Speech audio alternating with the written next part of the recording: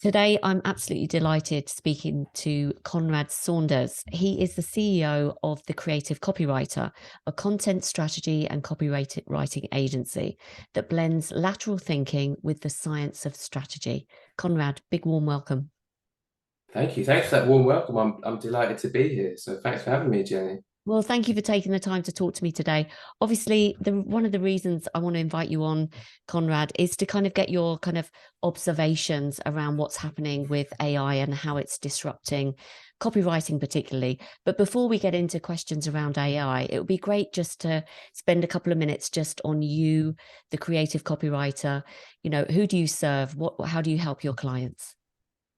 Yeah, sure. So I'll give you the spiel, shall I? Give us So the we uh we like to say that we blend the science of data-driven content strategy and psychology with the art of creative copywriting, basically to help brands get their words right at every step of the customer journey and essentially grow revenue. That's the end goal for us. Copy and content is a means to an end, and that end is usually, scaling up and growing revenue. In terms of who we serve, I guess I'd say we're industry agnostic, for want of a better phrase. But we do work with a lot of big, sexy global brands like Adidas, TikTok, Mercedes-Benz, Panasonic, Thomson Reuters, and also a lot of tech and SaaS startups and scale-ups. We kind of help them on that journey to growth and success because they very much need usually to kind of distill their message into like the right words. And content marketing comes very much into play when it comes to educating, nurturing, convincing, and converting their audience. So yeah, that's us in a nutshell. And tell me, just out of interest, you've named some fantastic clients here. How many clients are you having conversations with around the topic of generative AI? That's a great question. And as I mentioned to you, I'm quite, I don't know if this is unusual or not, but what we're seeing is that I would say it's few and far between at the moment. Um, as much as in the LinkedIn world and in the world that we're very much going to discuss, this fast moving world of AI, or so it appears to us. Um, when it comes to like, I think the bigger fish, as we call them, these larger companies, especially, and even this to be honest, the tech SaaS and SaaS scale ups that we work with, hardly anyone has reached out to us or mentioned generative AI or ChatGPT, etc. at this point. I'm sure that's going to change. And I just think that, again, as I mentioned to you, I think smaller, more agile businesses, agencies, solopreneurs, etc., tend to be faster with these kind of things, tend to have sort of maybe more, I don't know if we have more time, but more of a necessity to keep our fingers on the pulse of these developing technology or technologies. But like larger companies, I think are just slower to the uptake, right? They've got these, whether they're archaic or not, structures that are just not as fast moving. And so naturally, I think it just takes a longer time for them to build in, an AI copywriting methodology or generative AI strategy, or even feel the pressure and need to do so.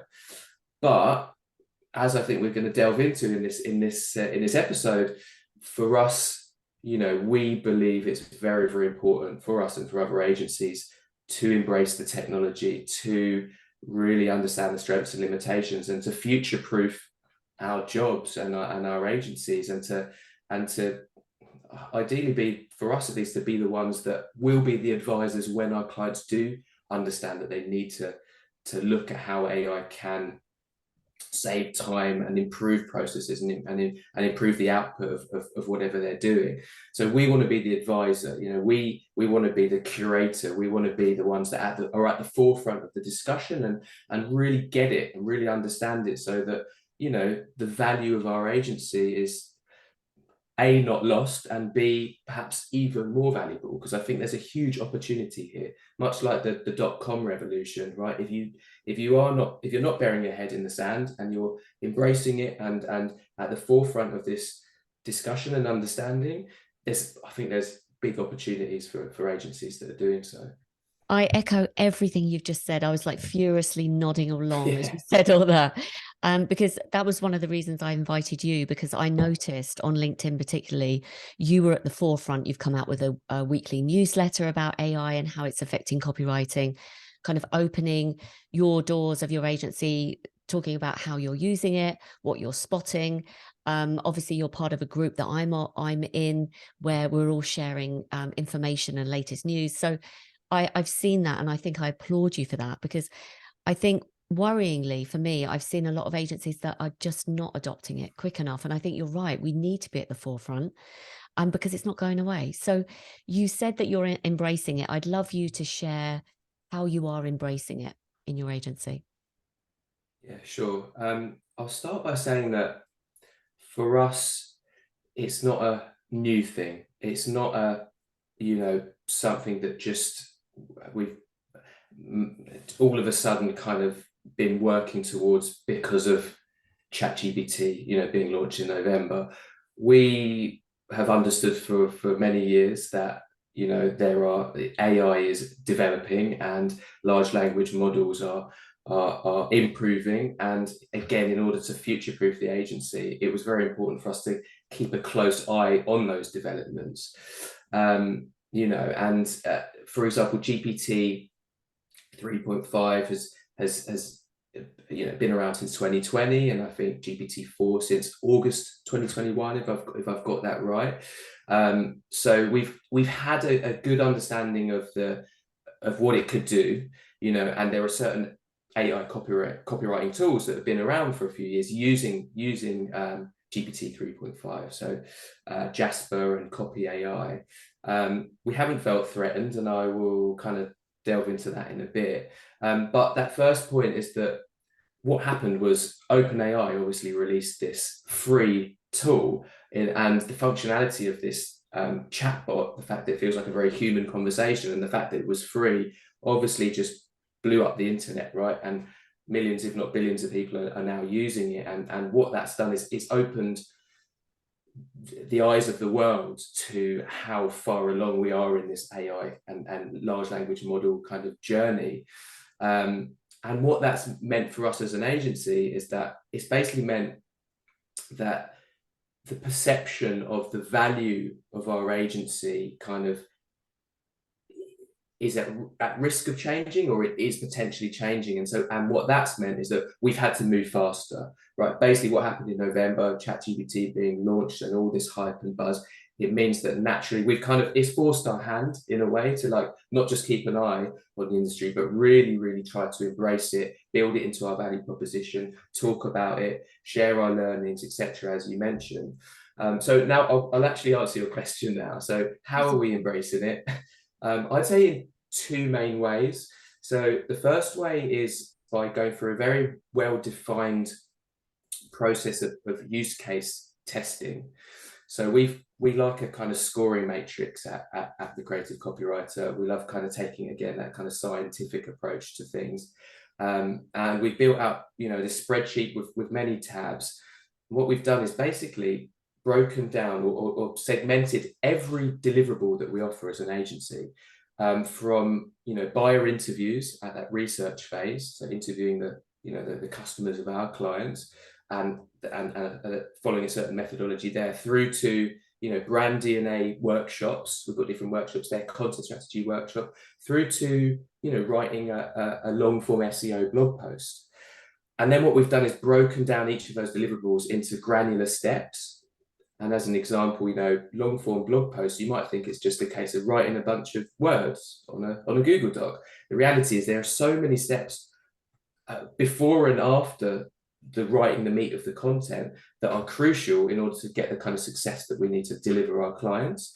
From, again, interviewing subject matter experts at the client end, transcribing that, summarizing that, writing the brief. So account managers is where AMs come in. So again, things beyond just the talent team, the writers, etc. Project managing it, getting feedback and briefing from the client, structuring the content, headline formulas, all the kind of copy side of things that go into, and after the fact as well. So getting that feedback process, etc. So we've really gone into this granular process. And what we did is created two columns for a score out of 5, and scored each of the steps of each of the deliverables. The 2 scores are based on how likely we think it is that AI can help speed up or improve that step, that part of the process. So that's out of 5. And then how much we dislike that step.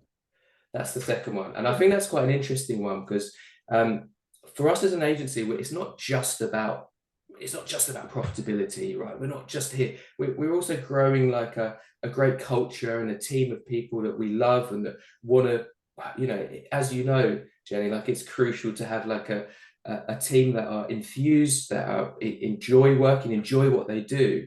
So we thought it was really important to introduce that score into the mix here. We don't want to like take things away that's why they got into copywriting, that's what they got into the agency world, and just go, hang on, we might be able to speed that up by 10% by using AI. Let's remove it, take it off your plate. But there are naturally areas of the process which people just don't like as much. Again, we can dive into the specifics in a bit, and AI can really help to speed up and or improve. So that's the first way that we're really embracing technology. And I will add, it's quite time consuming.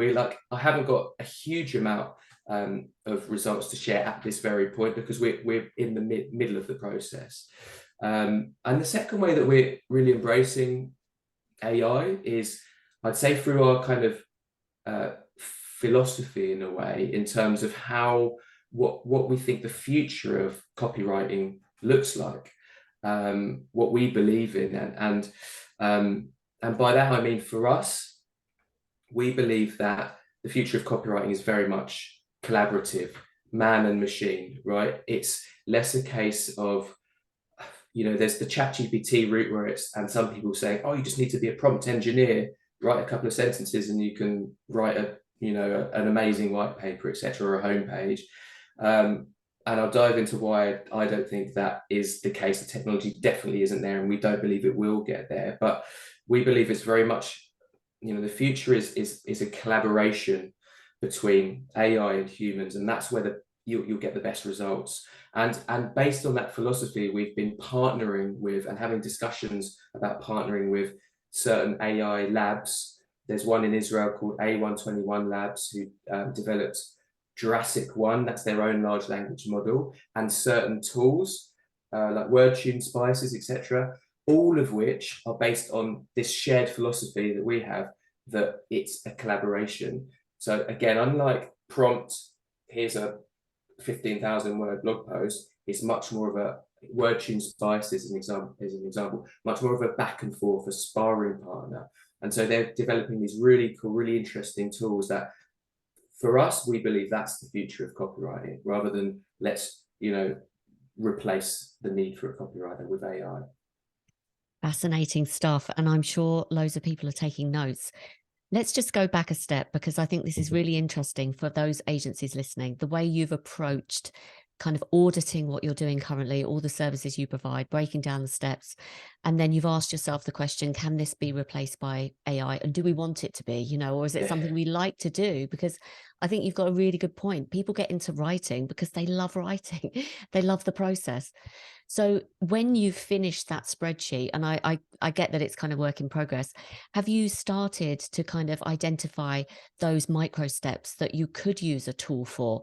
Has that already started, that kind of identification of the tool and then use of that tool? Yeah, so good question. The stage we're at the moment is that we're already trialing current tools on the high scorers, right? The ones which, as I said, we felt are probably most likely to add value to the process. AI is more likely to add value to that part of the process, and is not as enjoyed as much as other parts. So we're the way we're doing it, again, we have limited time, right? We're a busy agency, we're a busy growing agency. We don't have all the time in the world to kind of run these experiments. But the way we're doing it is actually it is based on actual client work, so actual projects. So again, it's much more like, you're much more likely as a writer or a strategist, for example, to kind of treat it more seriously, I'd say, if it's an actual deliverable that you have to kind of create for a client. We're just adding a bit of extra time. We're like factoring in, the project managers are factoring in, let's say an extra hour for that blog post for, experimenting with these tools, to essentially see if it can help with these, points A, B, C, and D from that process. So yeah, we are testing it out, and we're already, getting some results and getting a stronger idea of where the strengths and limitations are. And I'm not sure if I mentioned that before, but the whole point of the use case testing for us is to understand the current strengths and limitations of generative AI, but more than that, also kind of understand or get a good feeling as to where the technology is going. Because I'll be honest, from most of what we've done so far, to date, we believe the technology is not quite there. It's okay in some places, but that doesn't mean it's not going to improve. And so I think exploring the use case in and of itself is useful. But we've even got on the spreadsheet, we've got a column on the far right saying, does it help now? And if not, what would be needed in order for it to do so? Because I think this is it's a work in progress. Like this is evolving technology that, we all know is kind of improving fairly rapidly, and it will continue to improve. So we might park certain parts of that and go, right, it's not quite there. These tools didn't really cut the mustard, but in the next phase, the next stage of their large language model, or let's say a more specific model built for that particular application, then that could be great. That could shave off 50% of that time, meaning we could use that 50% for more creative stuff, for example. So I think it's like you said, it's a work in progress, and like we need to like think about the future and where it's going, not just the now. And that's why we're doing it now, to really prepare for a future of AI and human collaboration. Love that. And I'm 100% agree that this is what agencies should be doing right now as much as possible. It's testing, trialing, rolling up your sleeves and kind of using this stuff, because Exactly. it's not going away. It's only going to get better, like you say. So in terms of, you mentioned that some of the tools were, not quite working as you would want. What, just as a big picture observation from your side, what do you think it can do and what can't it do? Can you kind of give us a high level view?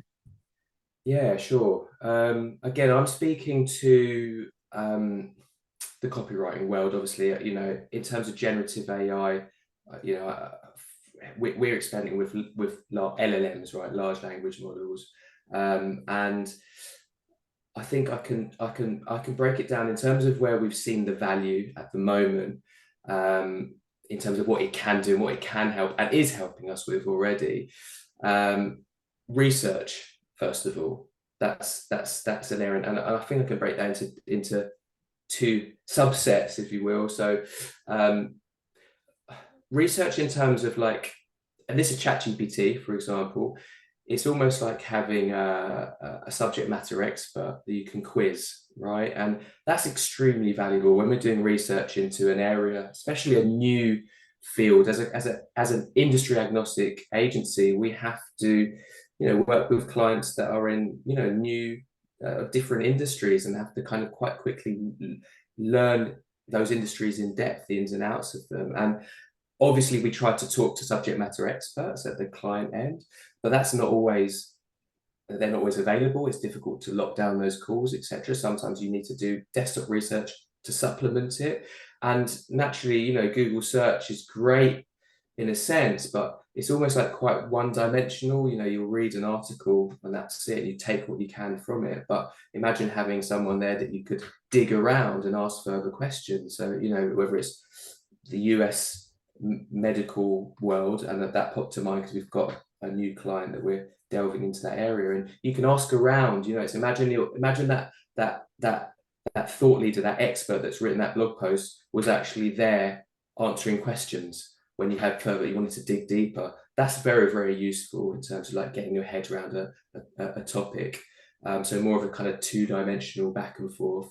And then on the research side, summarizing, I think that a huge, powerful use case for large language models is summarizing information, both from a buyer interview perspective. So there's tools like Firefly, which you can transcribe an interview and then summarize it. Very, very powerful, because up until now we've just kind of been looking through transcripts and manually picking out quotes and things that are useful, whether we're interviewing subject matter experts or the customers, buyers of our clients.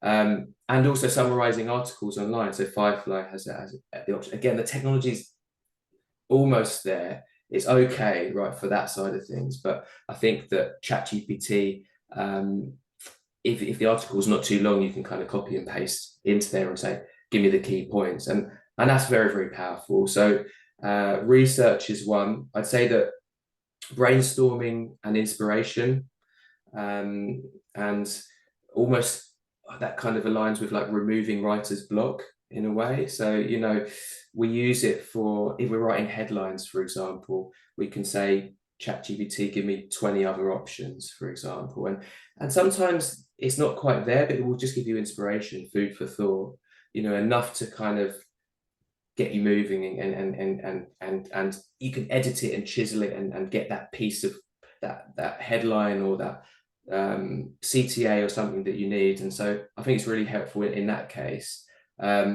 And writer's block, I mentioned, we believe that this could be removing writer's block. And WordTune Spices, which was the tool built by A121 Labs that I mentioned, that's brilliant for writer's block. So the way it works is, imagine you're writing a sentence or you've written a paragraph, and then you want to add in an analogy, because metaphors and analogies are powerful. They're part of, we call it the creative spark lens in our 13 lenses methodology. I'll be honest, I find it quite tricky sometimes to think of good analogies. But you'll probably see from my LinkedIn post, there's always ones in there. I always want to have at least one in a post, because it injects creativity into that content. So WordTune Spices, you can actually add a spice.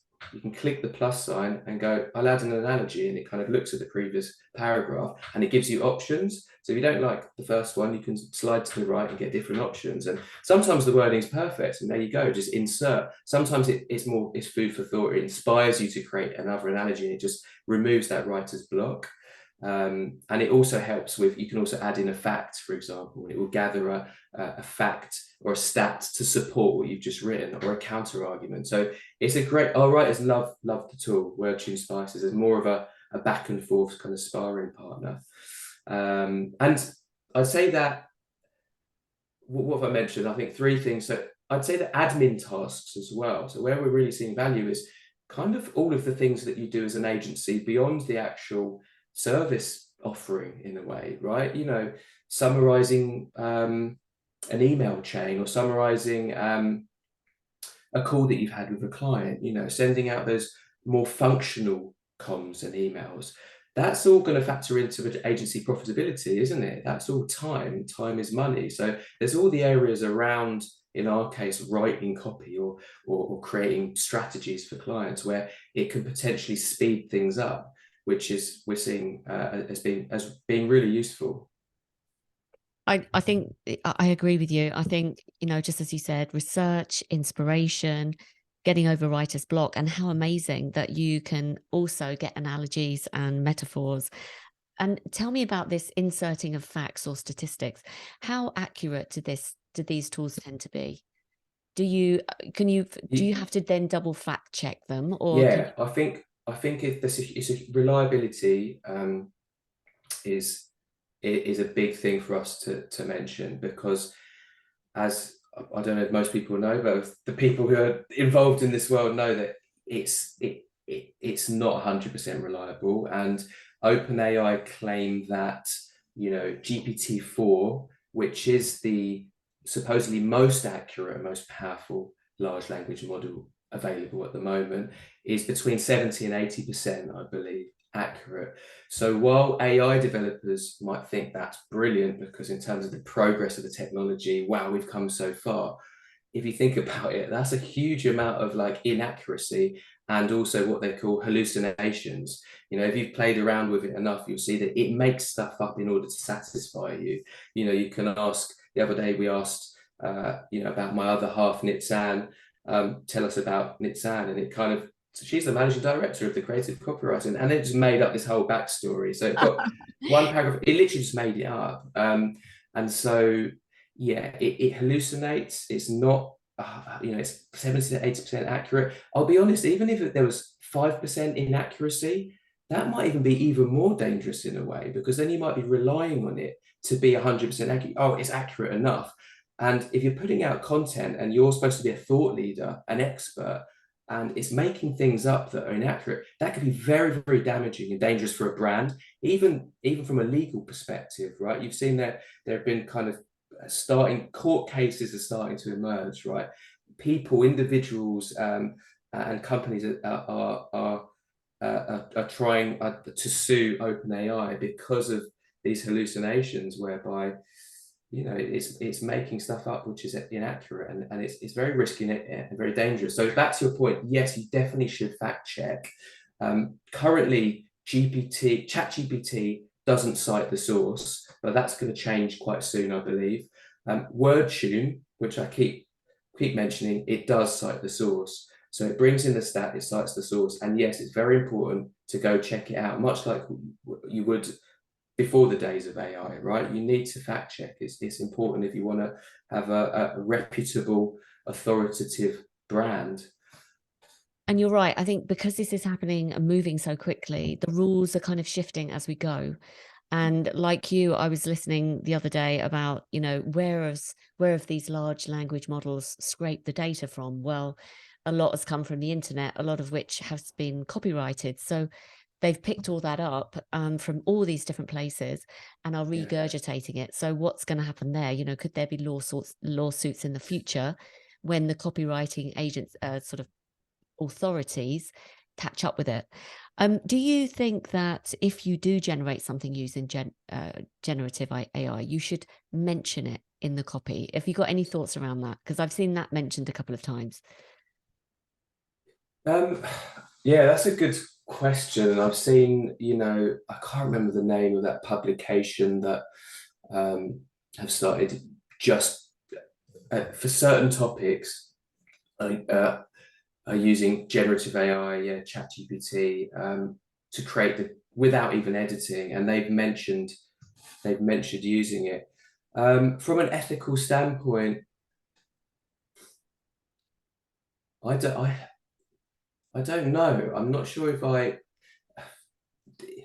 the question is how much are you using it? I think that's what it comes down to in a sense, because we've always used tools, right, as humans. That's one of the things that makes us human.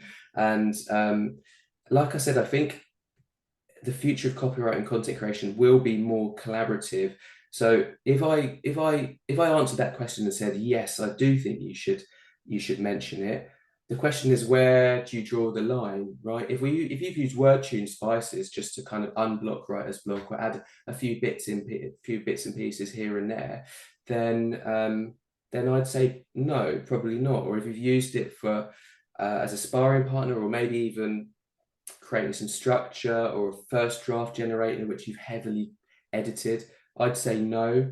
Maybe if it's pure AI content, you might, maybe you should, and maybe by doing so, it's going to help you in a court of law further down the road if you are taken to court based on copyright infringement. So I'm not sure. I don't know how I feel about that. But what do you think? What I'm on the fence. I don't know, and I think you're right, because if you're using it for inspiration but not to write the whole thing, then I would say no. But like you, if it was 100% written by AI, first of all, at the moment, everything that they spit out, it's not up to what I would feel comfortable putting my name behind it anyway. Exactly. But I know that's going to change in the future. I know it's going to get better and better. And obviously, I mean, the big brands are talking about having their own dedicated large language models, which will have their own data and their own tone and et cetera, et cetera. Yeah. But until that time, we're kind of using what's out there. Regardless, regarding favorite tools, you've mentioned WordTune Spices a couple of times. Do you have any other go-to tools that you and your team use quite a lot? We're using, I think I mentioned Firefly, Oh which yeah, is for Firefly. summarizing as well. So Firefly for, yeah, that research summarizing, transcribing, that's useful. We like that. WordTune, as I said, for that kind of human AI collaboration, co-creating copy. Um, and we use Phrase for SEO. So Phrase is an AI backed tool that is great for structuring kind of outlines, essentially like SEO content outlines. And there is another tool that we believe has a very powerful and interesting use case, which we've been in discussions with as well. So they're called Writer. And if you Yeah. can imagine, if you know them, I've so seen it. Yeah, I've seen it. It's very good. yeah, and they so yeah, I think one you can do a lot in Writer. We have been testing it as one of the tools that we're testing. The thing we find extremely interesting, whether the technology is there with them yet or not, we believe possibly not right now. I don't want to say anything too strong. But imagine like controlling the voice of an entire organization. So currently we work with, again, some big, huge brands like Acom, 60,000 staff members, for example.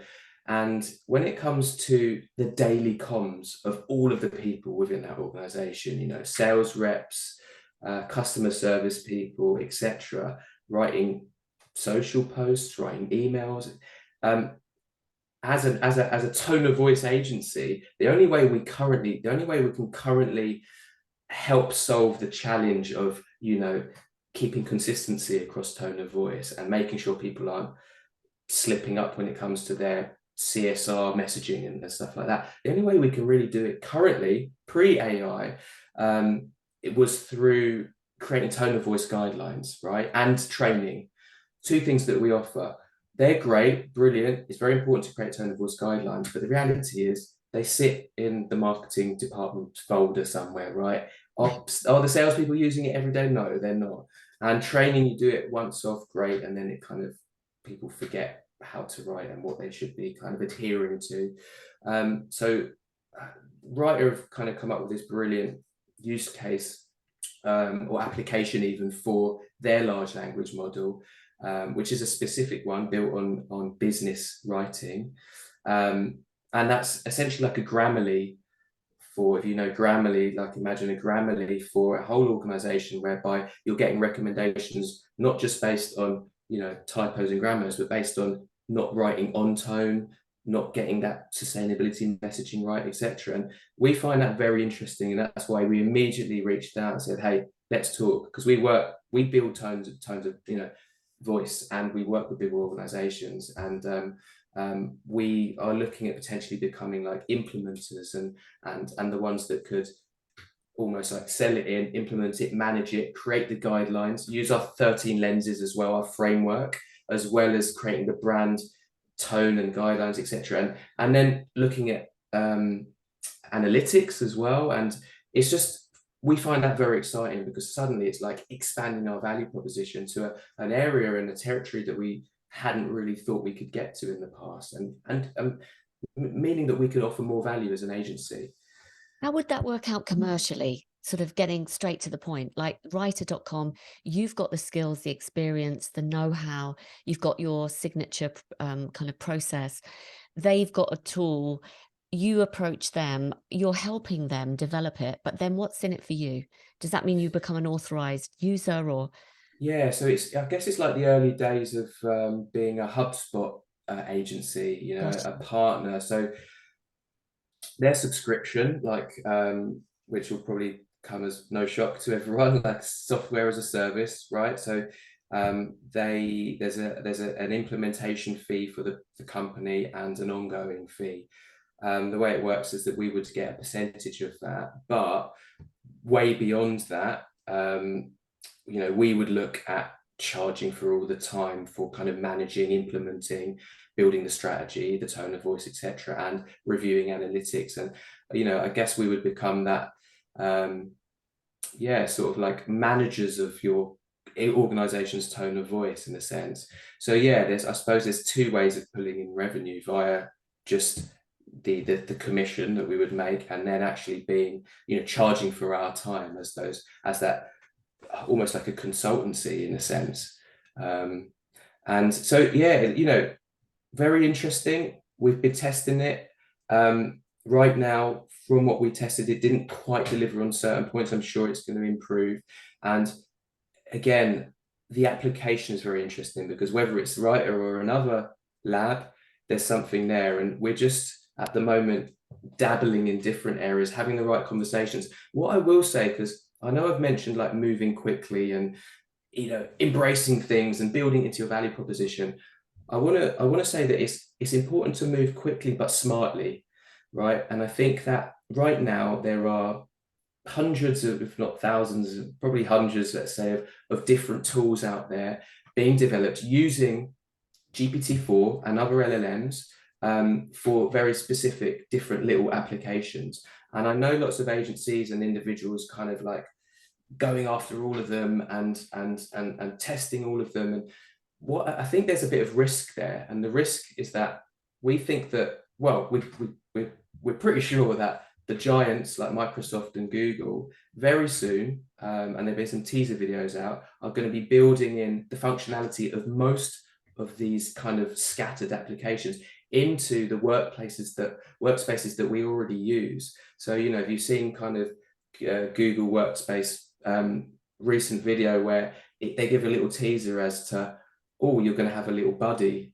that you can basically like GPT, that you can ask questions, it will give you answers. You can get it to summarize email threads. You'll be able to, when you're in Google Docs, it will be like a word tune spices. It will give you, so, the options to like add things in. So I would be cautious about spreading yourself too thin with all of these different tools, because we're around the corner from a lot of these, the big guys, basically the giants, bringing in a lot of that functionality to where we already do most of our work.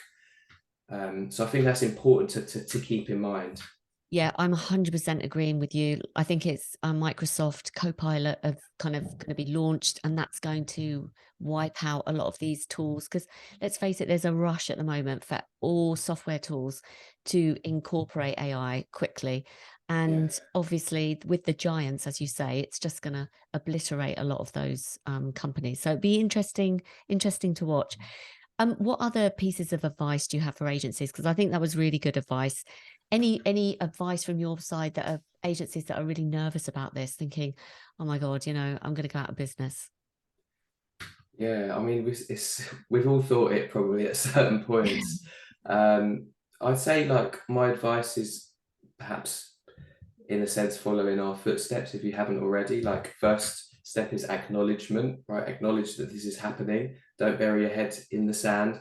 I wrote a LinkedIn post a couple of months ago about how my dad was a graphic designer, used to design by hand, draw big logos on pieces of paper and then scan it in and reduce the size. And, he was an illustrator, etc. And, home computers came along, Adobe Photoshop, and he just wasn't interested. And he had to completely pivot because, he was slow. He didn't embrace it. So first step, acknowledge it is happening. We're in the AI revolution, and it's going to change every industry, not just agencies. Like every industry, I'd say, where you're using a computer, right? It's going to change the nature of it. And it might well change the nature of and demand for agency services. But, I think the advice is to, again, embrace it, use case, test, understand strengths and limitations in relation to kind of what you offer. And look at, basically prepare for a human AI collaborative future. Like that's what we should be preparing for, because it's coming. And with that, again, while it might seem a bit scary because you might have these processes and ways of doing things that have been the same for 10, 20 years or so, there's huge opportunities on the table. Like I said, .com revolution, the ones that were fast and the first agencies and individuals to sort of be building websites, etc. Like Spencer, for example, like they did very well out of it, and I think that's the you know, if you can work fast and smart, embrace the technology, etc., and build it into your value proposition, because it really will need to be. You won't get left behind, and you may in fact find yourself kind of racing ahead and having an advantage over competitors. And an extra piece of advice is that with all of that, you need to consider the change management, factor, and something that we've had some challenges in terms of change management, because naturally Nitzan and I have been like AI, right, talking about it, consuming loads of content and like spurting it out. And I would say, I'll be honest, hold my hands up and say at the beginning, probably not with as much tact as we should have, or as I should have, because we've got copywriters within the agency that at first maybe felt naturally quite threatened, right? And they were just getting drips and bits and pieces of the information. So we quickly realized that let's have a presentation and really outline. It was called Why AI, and we broke it down and really explained thoroughly that our goal is, and we reassured them that first of all, we're doing this for very good reason. We think this is necessary to future-proof our agency and future-proof their jobs. We think it's necessary, but also this is our philosophy. This is what we believe. We believe it's collaborative. That's what we're pushing for, and try to reassure them that our main goal is to make sure that we all have jobs, we all grow, and that we're future-proofing kind of everyone's careers. And I think that's really important to kind of. And like I said before, that we're not going to be removing the enjoyment from their work. We've created a system to do that, because you don't want to have disgruntled team members that are fearful and looking to follow other careers. It's really important, if you are embracing AI, which I think you need to have your whole team on board and everyone kind of focused on that North Star and in it together, and really understanding why and to be on board with it. I'm glad you shared that, because naturally you are an entrepreneur, or you both are entrepreneurial, and that is naturally that you're going to be looking to the future and what's next and new things. And I think that's a really sound piece of advice. Be very aware of bringing everybody on the journey with you, because everyone's going to be at different levels, aren't they? And some people don't, well, a lot of people don't like change. In fact, the majority of people don't like change. Yeah. It can be scary. So I think what you did there, brilliant initiative. Why AI? Bring it on the journey. This is what we see as a vision. And actually, I would have thought that a lot of people felt very reassured that you're at the forefront of it, because you're right. The questions are going to pop up from clients. It's going to happen very quickly, but you're prepared. You're on the front foot rather than being left behind yourselves. Yeah, exactly. So, Konrad, thank you so much for this, that you've shared so many insights. And I love your I listened to your podcast with Marcus Kauke, and you did the same thing. You gave this really great sort of structured process for following. So I just want to say thank you for that. Is there anything else that you feel passionate about around AI that we haven't talked about that you want to share before we close? I think, I think one thing we may not have done is addressed another limit, or a couple of the limitations of AI, which I think as a copywriting agency CEO, I need to do, right? I think it's important. We talked about reliability, right? Which is definitely a limitation.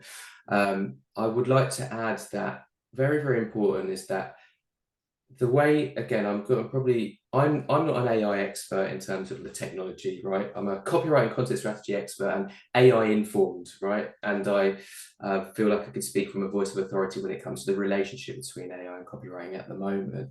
AI is generative AI, like large language models, are incapable of original and creative thought. That's one of the limitations. The way they work, as much as they create the illusion that they understand you, right? They don't, right? The way it works is that, predictive model, it's basically picking the next word based on it's the most probable next word in that sentence.